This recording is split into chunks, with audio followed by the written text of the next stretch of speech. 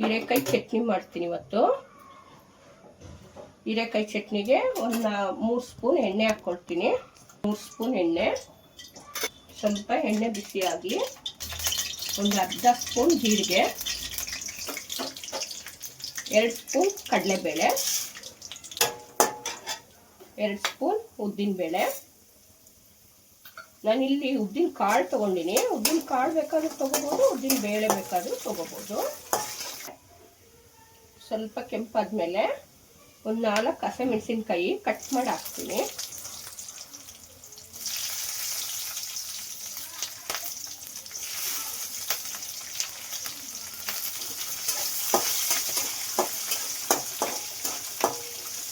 ಅದು ಮೆಣಸಿನ್ಕಾಯಿ ಫ್ರೈ ಆಗ್ತಿದ್ದಂಗೆ ಹೀರೆಕಾಯಿ ತೊಳೆದು ಹೆಚ್ಚಿಟ್ಕೊಂಡಿದ್ದೀನಿ.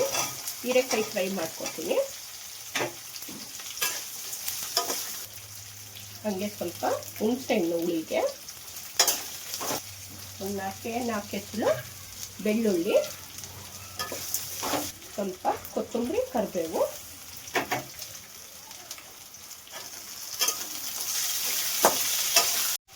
ಇದು ರುಚಿಗೆ ತಕ್ಕಷ್ಟು ಉಪ್ಪು ಹಾಕ್ತೀನಿ. ಉಪ್ಪು ಹಾಕಿದ್ರೆ ಬೇಗ ಮೆತ್ತಗಾಗ್ಬಿಡುತ್ತೆ. ಆಗಿದೆ. ಈಗ ಲಾಸ್ಟಿಗೆ ಒಂದು ಹಿಡಿಯಷ್ಟು ಹಸಿ ತೆಂಗಿನಕಾಯಿ ತುರಿ ಹಾಕಿ ಗ್ಯಾಸ್ ಆಫ್ ಮಾಡಿಬಿಡ್ತೀನಿ.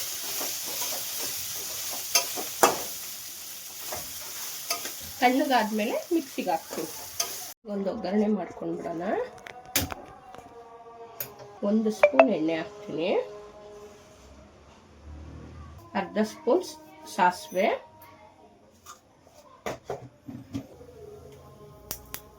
ಚಟಪಟ ಚಟಪಟ ಅಂತ ಇದೆ. ಈಗ ಒಂದು ಸ್ವಲ್ಪ ಕರಿಬೇವು ಹಾಕ್ಬಿಡ್ತೀನಿ.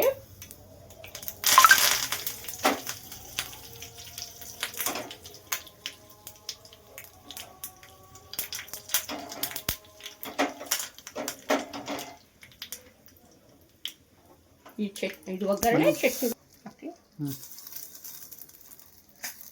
ಚಟ್ನಿ ರೆಡಿ ಆಯಿತು. ಈಗ ಒಂದು ಅಕ್ಕಿ ರೊಟ್ಟಿ ಮಾಡೋಣ.